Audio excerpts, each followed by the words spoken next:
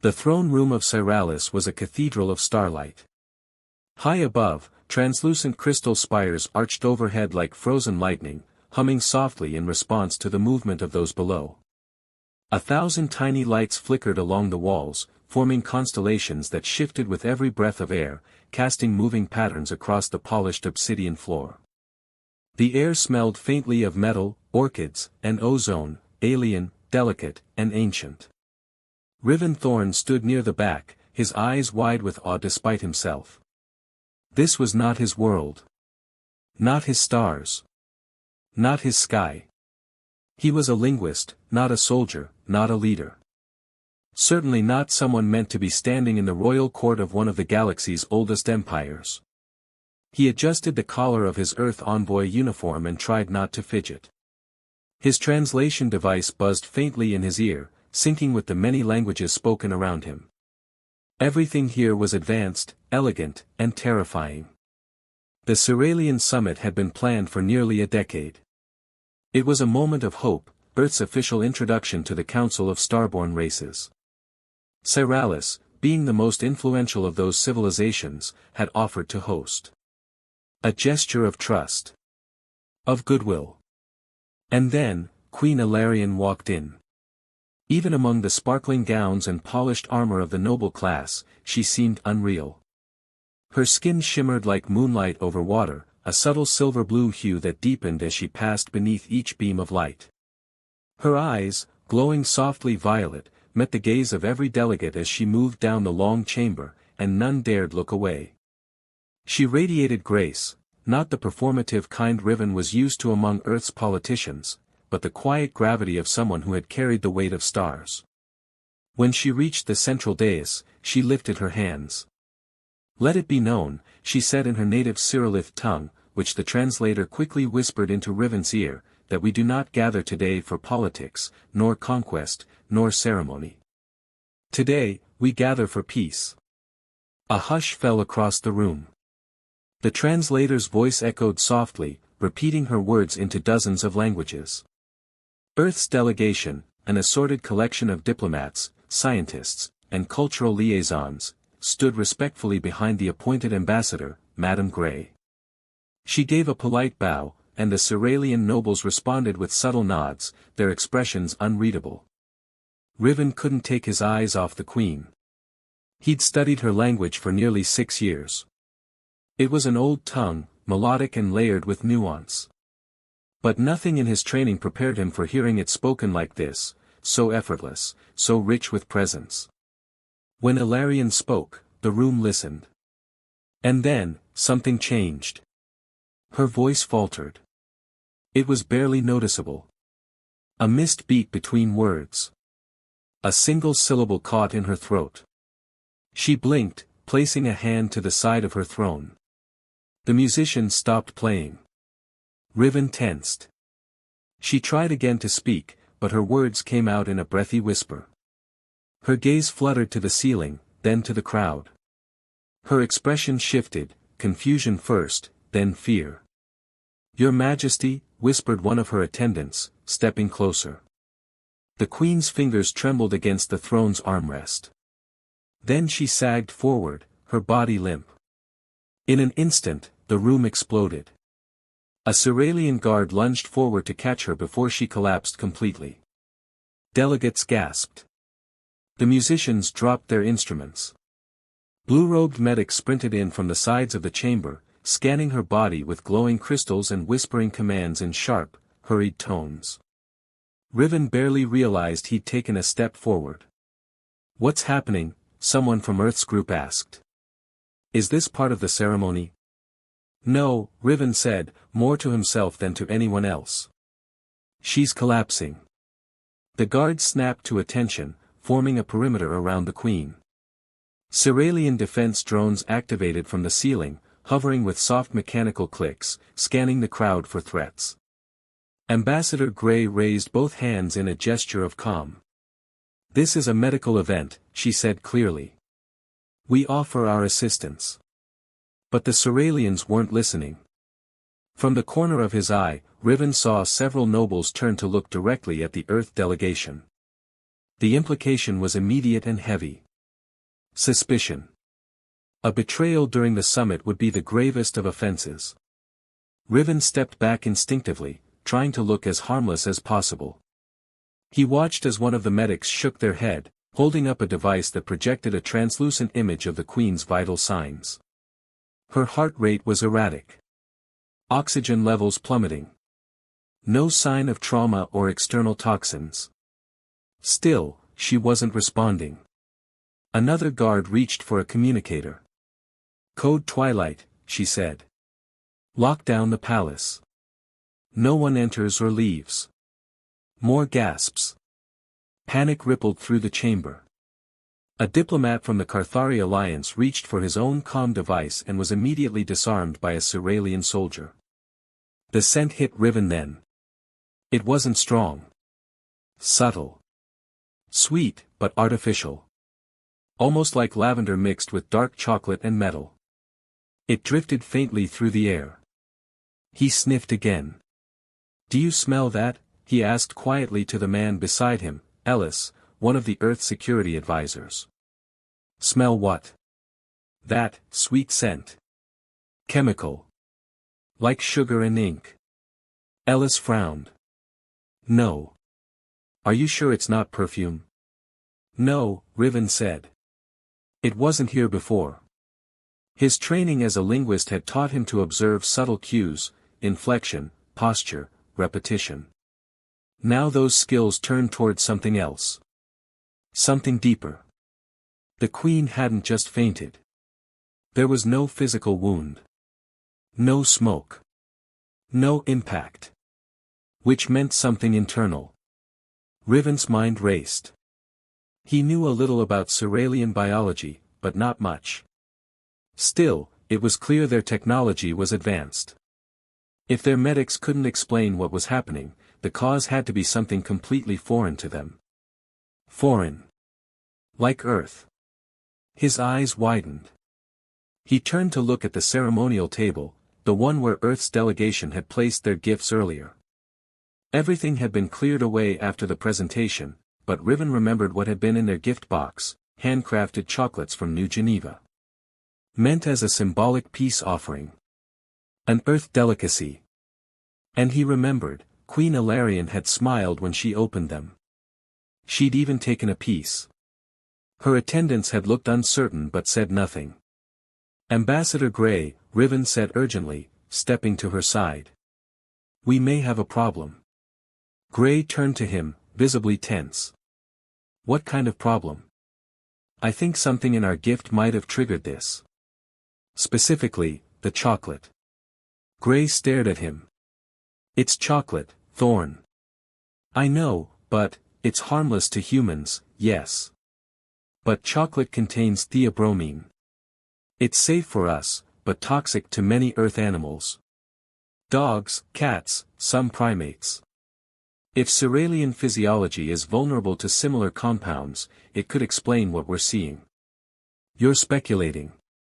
"I'm trying to save her," Riven said firmly. "If I'm right, she's not poisoned in the way they're thinking, she's reacting to something biochemical. Something we introduced." Grey hesitated. Then nodded. "Find someone who will listen.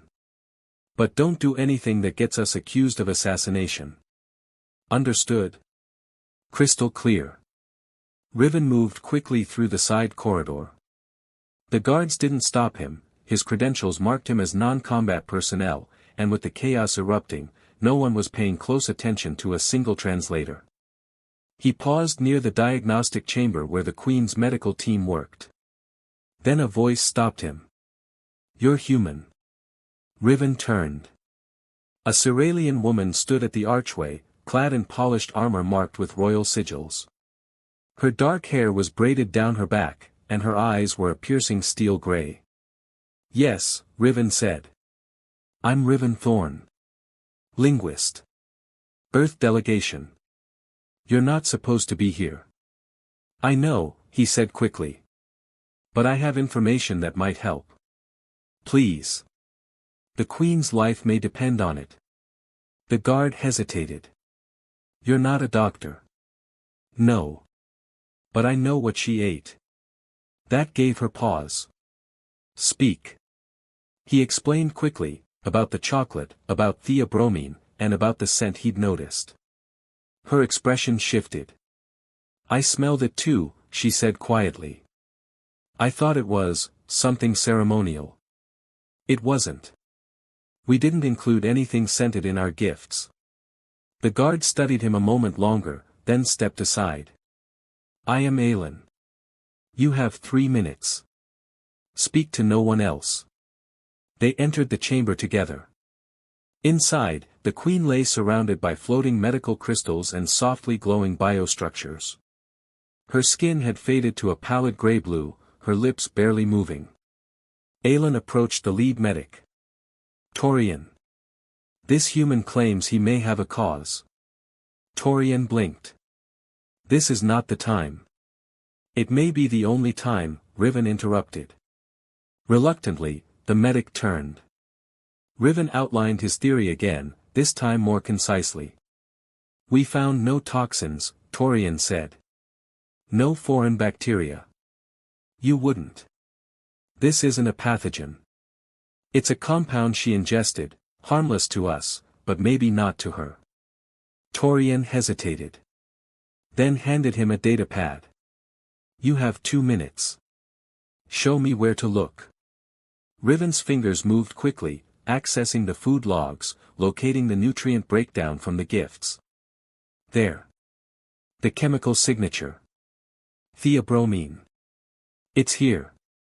In significant amounts. Torian's eyes widened. If what you say is true, this compound is destabilizing her entire cardiovascular rhythm. Riven nodded. Can you reverse it? Perhaps. But it will take time. And, we may need your help. Aelin looked between them. Then let's not waste a second.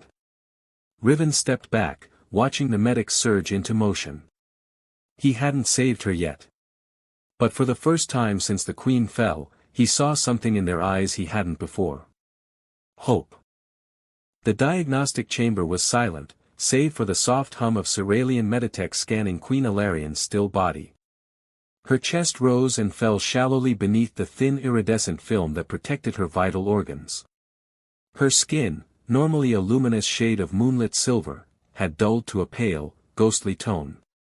Riven Thorn stood back as the Ceralian medics worked, feeling more like an intruder than a savior. Despite having possibly uncovered the cause of her collapse, he remained an outsider in every sense of the word. Foreign. Unfamiliar. Untrusted. Still, Aelin had not left his side. The royal guard's presence was quiet but reassuring. Her armor barely shifted as she moved among the medics, offering quick translations when needed and monitoring the room with the poise of someone trained for far more violent emergencies. Yet when her gaze occasionally met Riven's, something softened. She had listened. She had believed him. That, in this moment, felt like more than enough. Torian, the Queen's chief medic, approached, his hands gloved in shimmering nanofabric.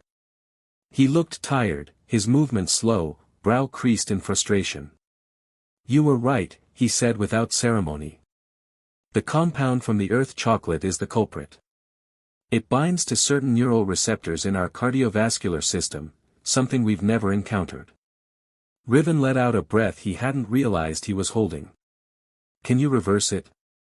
Torian hesitated. We've begun a neutralization protocol, combining our detox systems with a sample of the human treatment method you provided. You're mixing your technology with ours. Only under extreme caution, he said sharply. Don't mistake desperation for trust, human. Aelin glanced at Riven. He remained quiet, nodding only once. Then Torian added, but if the Queen survives, it will be because you spoke up when others stayed silent. He turned and walked away, leaving Riven in stunned silence. Aelin stepped closer. Your instincts may have saved her. I still don't know if I did the right thing, Riven said. It was our gift. Our chocolate. Aelin's voice was gentle. Intentions matter. But so does honesty in the face of error. You didn't ignore it. That's more than some would have done. Riven turned toward her, something raw stirring behind his expression. Do they all still think we did this on purpose? Some, Aelin admitted. Not all. You're earning more than just suspicion now. You're earning doubt in that suspicion. That's the first step toward something better. Riven looked past her to the Queen's body. Is it too late for something better? Hours passed. The summit was paused indefinitely. Delegates were escorted back to their guest quarters under tight watch. Riven remained in a small chamber off the main wing of the palace, where he paced under the flickering light of Cerealian moons. He hadn't slept. Couldn't. His mind kept returning to that scent, artificial, sharp, lingering even now in the fibers of his memory. He hadn't imagined it. A chime at the door. Aelin stepped in, followed by a woman he didn't recognize. She was tall, with sandy skin and dark hair tied up in a quick knot. Her clothing was a mix of earth textures and Cerealian cuts, practical, with soft utility. This is Nisari, Aelin said. She's one of your delegation's biologists. I specialize in xenobotany, Nisari offered, extending a hand. Aelin said you might need my expertise. Riven shook her hand, surprised. You've been here the whole time.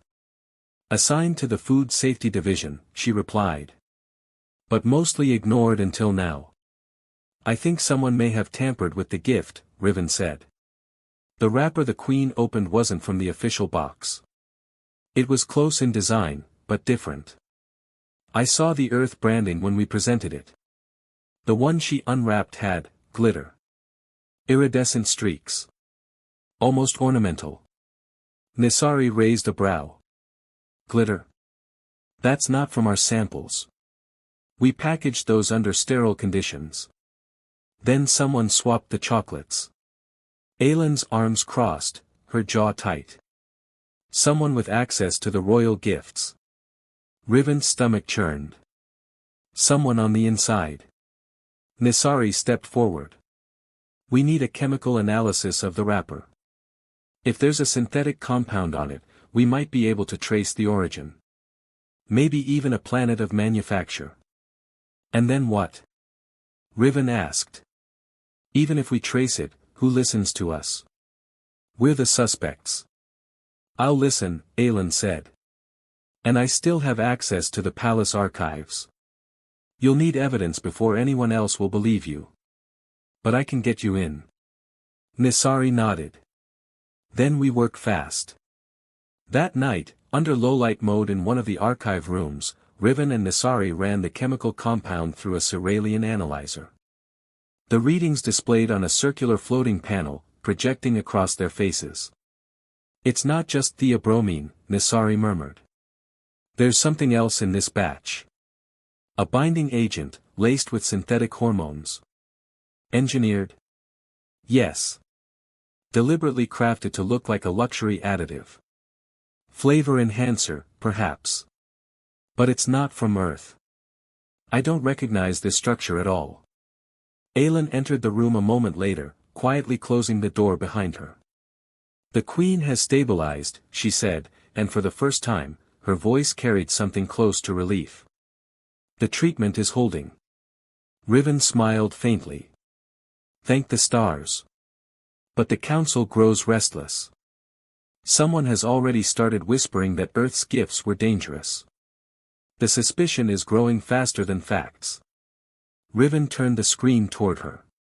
This wasn't just a biological accident. This chocolate, this exact bar, was tampered with. Look at the molecular chain. Aelin narrowed her eyes as she read. This can't be. It's synthetic. Foreign. Not ours. Aelin's expression hardened. Then someone wanted this to happen. Wanted the Queen sick. To start a war? Nisari asked. Or prevent peace, Aelin said. The three stood in silence. Then Aelin looked at Riven. I can get you access to the gift delivery records. Who handled the packages? Who catalogued them? It's risky, but if this was planted, there will be a trail. Riven met her eyes. Why are you helping me? Her expression flickered. Because I've served Queen Alarian for a decade. I've fought to defend her body. Now, someone's attacking her legacy. And because I trust what I saw in you. What did you see? You wanted to help. Before you even knew the consequences. For a long moment, their eyes held, quiet but heavy. Nisari cleared her throat softly. Well. Shall we unravel a conspiracy, then? They moved to the record vault below the east wing of the palace. Here, time seemed suspended, tall shelves floated mid-air, glowing faintly, packed with data scrolls and encoded ribbons. It was a temple of knowledge, accessible only to royal personnel. Aelin input a retinal scan. The vault shimmered open. Riven and Nisari followed her through. They searched for an hour before they found what they needed, an anomaly in the signature logs. The chocolate bar the Queen had consumed wasn't logged under the official Earth gift registry. Instead, it had been added manually by a third party under a low-clearance identifier. What does this mean? Riven asked. Aelin pointed. This name, Sereth. He's a junior attendant. Works under noble patronage. Which noble? Nisari asked. Aelin's jaw tightened. Lord Varian. Riven stiffened. Didn't he speak out against the summit during the opening? He's publicly opposed to Earth's inclusion in the council. Old-fashioned. Xenophobic. And his attendant slipped poison chocolate onto our table, Nisari finished. Riven felt the storm gathering again, but this time, he stood inside it, heart steady, mind sharp. Aelin looked at him.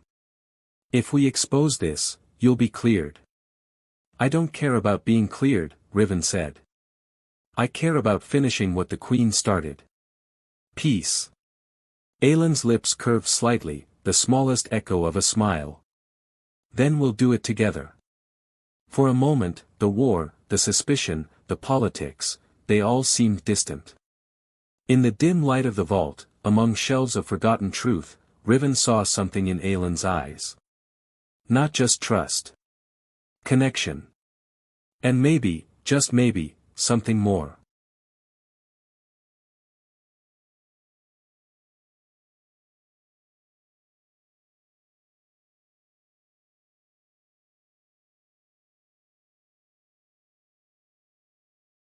In the quiet before morning, the Cerealian palace shifted under moonlight. Everything felt heavier in the hours between midnight and dawn, like even time hesitated to move forward. The spires of the palace gleamed with residual energy, their crystalline tips glowing in soft pulses. In the archives below the east wing, where secrets had no shadows, Riven sat on the cold floor, back against a floating data shelf, holding a breath he'd forgotten he was taking.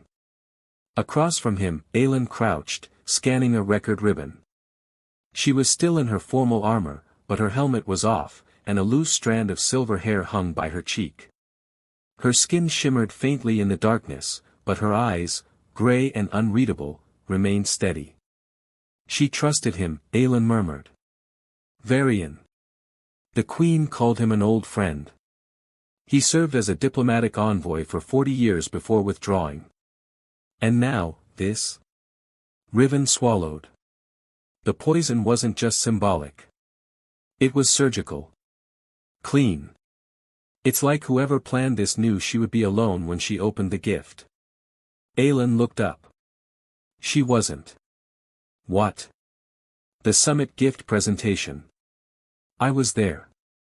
But I had to leave midway, called to deal with a security breach. It was a false alert. Deliberate, I think. Someone wanted me out of the room. Riven leaned forward. Then they timed it. Varian's aide must have placed the bar when you were gone. Aelin's jaw clenched. And I missed it. You can't blame yourself, Riven said. That's what they want. For you to feel powerless. To doubt. Doubt is survival, she said quietly. But not surrender. They sat in silence for a moment, a quiet understanding forming between them. It had started as necessity, cooperation born of urgency. But something was shifting. Something softer. The kind of trust that went beyond strategy. I still don't understand why Varian would do this, Riven said. Opposing Earth's place in the Council is political. This is personal. Aelin lowered her eyes. There's history. Between him and the Queen. Aelin nodded. Years ago, before Earth even made contact, Cyralis nearly fractured. A rebellion formed in the outer systems. Varian's family supported the rebels, secretly. The Queen discovered it and confronted him. But instead of public punishment, she forgave him. Quietly. Privately. She believed peace was more important than pride. And he resented her for it. No. He resented himself. Aelin's voice was brittle. He hated that he owed her mercy. And then Earth arrived. New voices, new politics. The Queen saw opportunity. Varian saw contamination. Riven stood, pacing. So this wasn't just an assassination attempt. It was revenge. And sabotage. And it almost worked, Aelin added. A chime interrupted them. Nisari's voice crackled through Riven's communicator. Riven, Aelin, you need to come to the medical wing. Now. They arrived moments later. Queen Ilarion lay on a narrow medical platform, her chest rising steadily beneath a shimmer field. The color had returned to her skin, and though her eyes were closed, her face was no longer gaunt. A quiet pulse of energy ran through the machines surrounding her, syncing with the natural rhythm of her heart. Torian looked up. She's awake. Riven stepped closer, heart leaping. Can we speak to her? Briefly. But only one of you. Aelin turned to him, her voice low. It should be you. Riven hesitated. Why me? Because she needs to know that someone beyond our walls cared enough to save her. Not just for politics. For peace. Riven entered alone. The room was dim, warm. A slow harmonic vibration filled the air, part of the Cyralian healing process, he assumed. Queen Ilarion turned her head slightly, eyes half open, her voice barely audible. You're the human. Yes, Riven said, stepping to her side. Riven Thorn. You spoke the truth. When others stayed silent. A faint smile. Even my guard said so. I couldn't stand by and do nothing. She looked at him. Why? Riven exhaled. Because you looked at us as equals. Not invaders. Because peace between our worlds matters. And because. He hesitated. Her eyes sharpened. Say it. Because when you walked into that throne room, I didn't feel like a stranger anymore. The silence stretched between them. Then Ilarion closed her eyes again. You remind me of someone I knew, before the crown. A dreamer. I'm not a dreamer, Riven said. I'm terrified. But I still believe this alliance can work. Ilarion smiled faintly. Then you are exactly what we need. Outside the chamber, Riven found Aelin waiting. She's stable, he said. Aelin nodded. Good. They walked together through the palace corridor, the dawn beginning to cast pale light through the crystalline windows. Something unspoken lingered in the air between them, too fragile to name, too heavy to ignore. You should rest, Aelin said. So should you. I don't sleep while my queen is still under threat. They paused at the overlooked balcony, where the great city of Cyralis stretched below, towers spiraling into the sky, markets beginning to stir with light. Riven leaned on the railing, watching a flock of iridescent wing beasts wheel through the sky. I never expected this, he said. I came here to translate words.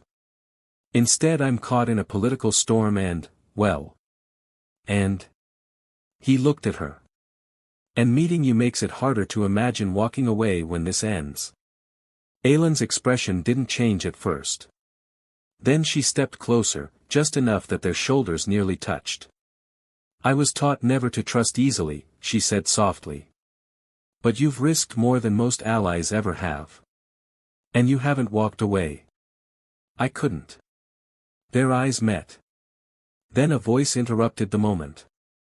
Forgive me, said Nisari, approaching quickly. We have a problem. The situation had changed. Security footage, reviewed in secret by Aylin and her allies, revealed more than they expected. The gift table had been tampered with not once, but twice. The first time, by Seraph, Varian's attendant. But the second time, after the poison had already been planted, a hooded figure swapped the poisoned bar with another package. Their face was obscured. Their uniform unmarked. Someone else was involved, Aylin said, playing the footage on repeat. Someone trying to undo the poisoning. No, Riven said. Look at the hands. They're not replacing the bar. They're repositioning it. Making sure it's visible. Meant to be seen. Nisari leaned in. Which means someone wanted the queen to eat it. Wanted it to be obvious she got it from Earth. Aylin exhaled sharply. A scapegoat. And we need to find that figure, Riven said. Or everything we've proven will be questioned. Even if we find them, Nisari added, we're still short on allies. Aylin stepped back. Then we find the one person who can still shift the tide. Who? Riven asked. The Queen. Queen Ilarion sat propped in her private recovery chamber, her gaze distant as morning light bathed the room. When Aylin, Riven, and Nisari entered, she looked up, calmer now, regal even in her weakness. Tell me what you've discovered, she said. They told her everything. The sabotage. The second figure. Varian's role. When they finished, she was silent for a long time. Then she turned to Aylin. And you trust him? With my life, Aylin said. That surprised Riven. It surprised him more when she reached for his hand under the table, just briefly, then let go. The Queen saw it. Said nothing. Finally, she rose from her chair, slow but certain. Then I will speak, she said. To the council. The truth will not be buried beneath fear. Later that day, the royal hall filled again, nervous, buzzing, half-believing. Queen Ilarion entered. Alive. Unbowed. And beside her stood Riven Thorn. This human saved my life, she declared, her voice echoing through the crystal dome. While others whispered of treachery, he sought only truth. She raised a hand, and the holographic footage played, Seraph placing the bar, the hooded figure repositioning it. These were no accidents. They were attempts to destroy everything this summit stood for. Varian stood slowly.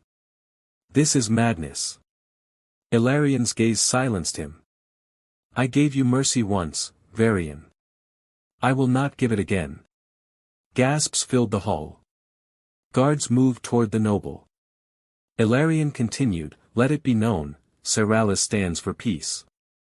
And I stand with Earth. The room erupted. In anger.